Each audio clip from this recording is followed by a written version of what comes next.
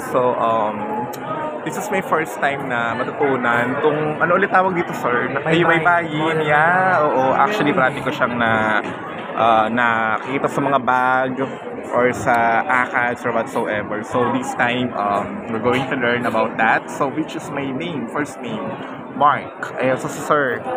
Hi, sir. Baba kita or ano? Baka shy type ka, baka may bayad yung PF mo.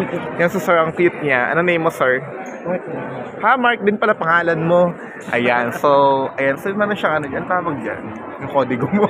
Yung guide na. Ayan yung guide natin.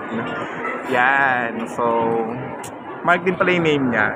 In turn of event, katukayo ko siya. So, let's learn about baybayin. Ayan, so Mark. So, sir, paano ba? Because I really don't know how. Paano ba siya? Ito, sample ito. Yan, okay. Sample ito. Ito yung mga default letter kasi dito. Yes, okay. Yan. Oh. Tapos, for example, yung pangalan mo, Mark. Yeah. So, kung ito yung MA, ito, MA. Oo, MA. Okay. Tapos, Siya po. kunin mo yung R. Kung meron tayo dito, Ra. May ra. So, para maging R siya, R lang, tatanggalin mo yung vowel. Oh. Para matanggal yung vowel, lalagyan mo siya ng X sa baba. Okay. Maging R na lang yun.